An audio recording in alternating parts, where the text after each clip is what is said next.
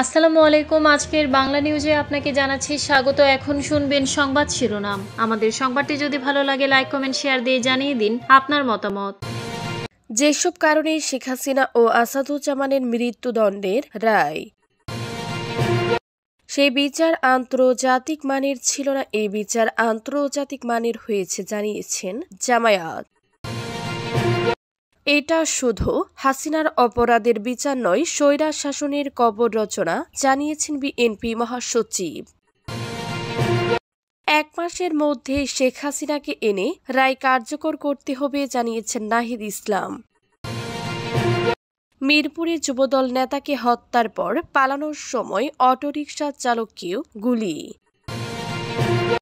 আন্তর্জাতিক গণমাধ্যমে শেখ হাসিনার মৃত্যুদণ্ডের রায়ের খবর কতটা গুরুত্ব পেল? যেসব কারণে শেখ হাসিনা ও আসাদুজ্জামানের মৃত্যুদণ্ডের রায়, গত বছরের 18 জুলাই শেখ হাসিনার সঙ্গে শেখ ফজলে নূর তাপসের এবং পরবর্তী সময় হাসানুল হক ইনুর কথোপকথন অনুযায়ী শেখ হাসিনা ড্রেন ব্যবহার করে আন্দোলনকারীদের অবস্থান নির্ণয়, আন্দোলনরত ছাত্র জনতাকে হেলিকপ্টার ও লেথাল ওয়েপন ব্যবহার করে হত্যার নির্দেশ দেন। অপরাধ সংঘটনে আসামিরা তার অধীন ব্যক্তিদের কোনো বাধা প্রদান করেননি।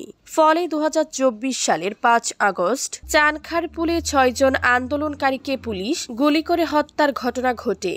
একই দিন পুলিশ কর্তৃক আশুলিয়ায় 6 জন আন্দোলনকারীকে হত্যার পর লাশ পুড়িয়ে দেওয়া হয়। এই 3টি ঘটনায় জুলাই আন্দোলনের সময় সংঘটিত মানবতা বিরোধী অপরাধের মামলায় দোষী সাব্যস্ত করে ক্ষমতাচ্যুত প্রধানমন্ত্রী শেখ হাসিনা ও সাবেক স্বরাষ্ট্রমন্ত্রী আসাদুজ্জামান খান কামালকে মৃত্যুদণ্ড দিয়েছেন আন্তর্জাতিক অপরাধ ট্রাইব্যুনাল।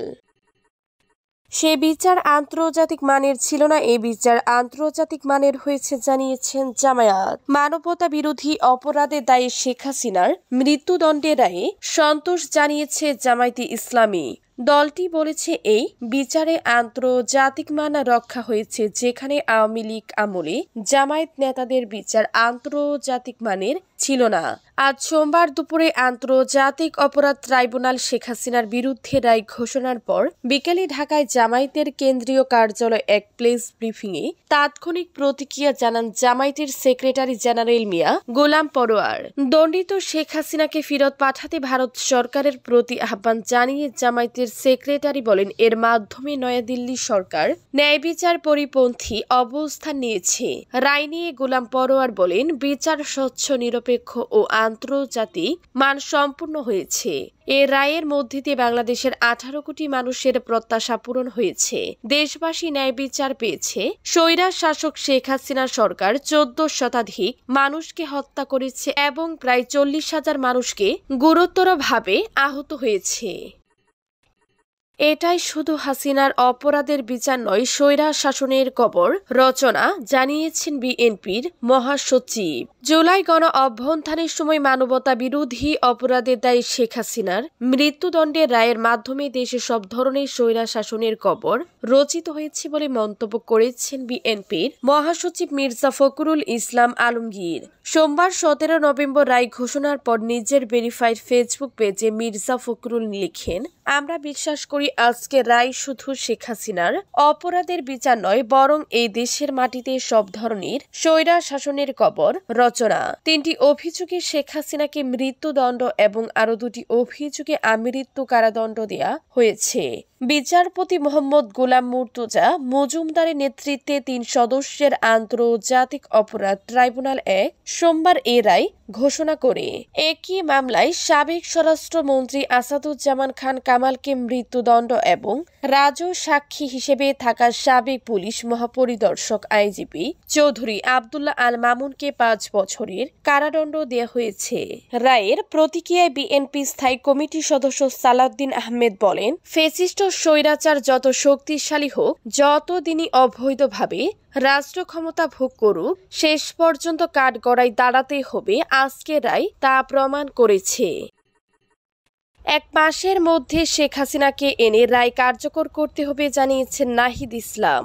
জুলাই গণ অভ্যুত্থানে মানবতা বিরোধী অপরাধের মামলায় সাবেক প্রধানমন্ত্রী শেখ হাসিনাকে আন্তর্জাতিক অপরাধ ট্রাইব্যুনালের দেওয়া মৃত্যুদণ্ডের রায় দ্রুত কার্যকর করার আহ্বান জানিয়েছেন জাতীয় নাগরিক পার্টির এনসিপি আহ্বায়ক নাহিদ ইসলাম। ফেরত এনে তিনি বলেন, আগামী এক মাসের মধ্যে শেখ হাসিনাকে বাংলাদেশে ফেরত এনে এই রায় কার্যকর করতে হবে। নাহিদ বলেন, পৃথিবীর ইতিহাসে নিষ্ঠুরতম খুনি রক্ত পিপাসু ফ্যাসিস্ট হিসেবে শেখ হাসিনা পরিচিত লাভ করেছে। ফলে শেখ হাসিনার বিচার শুধু বাংলাদেশে নয়, পৃথিবীর ইতিহাসে যত স্বৈরাচার ও ফ্যাসিস্ট শাসক রয়েছেন তার বিচার এর এক দৃষ্টান্ত হয়ে থাকবে। আমরা দাবি জানাচ্ছি, আগামী এক মাসের মধ্যে শেখ হাসিনাকে বাংলাদেশে ফেরত এনে এ রায় কার্যকর করতে হবে। সোমবার দুপুরে শেখ হাসিনা ও সাবেক স্বরাষ্ট্রমন্ত্রী আসাদুজ্জামান খানের মৃত্যুদণ্ড এবং পুলিশের সাবেক মহাপরিদর্শক আইজিপি চৌধুরী আবদুল্লাহ আল মামুনকে 5 বছরের কারাদণ্ডের রায় দেন আন্তর্জাতিক অপরাধ ট্রাইব্যুনাল। বিকেল 4:30টার দিকে রাজধানীর বাংলা মোটরে এনসিপির অস্থায়ী কেন্দ্রীয় কার্যালয়ে এক সংবাদ সম্মেলন করে এ রায়ের বিষয়ে প্রতিক্রিয়া জানান দলটির আহ্বায়ক নাহিদ ইসলাম। মিরপুরে যুবদল নেতাকে হত্যার পর পালানোর সময় অটোরিকশা চালককেও গুলি। রাজধানীর মিরপুরে দোকানে ঢুকে পল্লবী থানা যুবদলের সদস্য সচিব গোলাম কিবরিয়াকে 47 গুলি করে হত্যা করেছে দুর্বৃত্তরা। সোমবার সন্ধ্যায় মিরপুর 12 নম্বর সেকশনের সি ব্লকে এই ঘটনা ঘটে। এরপর দুর্বৃত্তরা পালিয়ে যাওয়ার সময় ব্যাটারি চালিত এক অটোরিকশা চালককে গুলি করে। তার নাম আরিফ হোসেন। তিনি এখন ঢাকা মেডিকেল কলেজ হাসপাতালের জরুরি বিভাগে ভর্তি আছেন। হাসপাতালে আহত অটোরিকশা চালক আরিফ প্রথম আলোকে বলেন, 2 যুবক হেলমেট পরা অবস্থায় দৌড়ে তার রিকশায় উঠে তার কোমরে পিস্তল ঠেকিয়ে দ্রুত চালাতে বলে। দেরি হওয়ায় তারা তাকে গুলি করে। পরে এক পথচারী তাকে ঢাকা মেডিকেলে নিয়ে আসেন। আরিফ পল্লবীতে থাকেন। তার ঠিক আগেই সন্ধ্যা পরে 7টার দিকে গোলাম কিবরিয়া মিরপুর 12 নম্বর সেকশনের সি ব্লকে হার্ডওয়ারের একটি দোকানে আক্রান্ত হন বলে পুলিশ জানায়। সামাজিক যোগাযোগ মাধ্যমে ছড়িয়ে পড়া দোকানের সিসি ক্যামেরার ফুটেজে দেখা যায় কিবরিয়া দোকানে ঢোকার 2-3 সেকেন্ডের মধ্যে কয়েকজন দুর্বৃত্ত দোকানে ঢুকে তাকে গুলি করতে শুরু করে। আন্তর্জাতিক গণমাধ্যমে শেখ হাসিনার মৃত্যুদণ্ডের রায়ের খবর কতটা গুরুত্ব পেল? জুলাই গণ অভ্যুত্থানের সময় সংঘটিত মানবতা বিরোধী অপরাধের দায়ে সোমবার শেখ হাসিনাকে মৃত্যুদণ্ডের আদেশ দিয়েছেন আন্তর্জাতিক অপরাধ ট্রাইব্যুনাল 1। এর রায় নিয়ে বার্তা সংস্থা Reuters, AFP, BBC, CNN, Al Jazeera, Guardian সহ অনেক আন্তর্জাতিক গণমাধ্যমে খবর প্রকাশিত হয়েছে। বিবিসি, আল জাজিরা এবং ভারতের বেশ কয়েকটি গণমাধ্যম এই রায়ের খবর সরাসরি প্রচার করেছে। বিবিসির খবরের শিরোনাম করা হয়েছে, নৃশংসতাভাবে বিক্ষোভ দমনের মামলায় বাংলাদেশের সাবেক নেতা শেখ হাসিনার মৃত্যুদণ্ড। এতে বলা হয়, শেখ হাসিনাকে বাংলাদেশে প্রত্যর্পণ করা নিয়ে এখন ভারতের উপর চাপ বাড়বে, কিন্তু তার সত্ত্বেও তাকে ঢাকার কাছে প্রত্যর্পণের তেমন সম্ভাবনা নেই। বার্তা সংস্থা রয়টার্সের খবরের শিরোনাম করা হয়েছে, শিক্ষার্থীদের উপর দমন পীড়নের দায়ে বাংলাদেশের ক্ষমতাচ্যুত প্রধানমন্ত্রী হাসিনার মৃত্যুদণ্ড।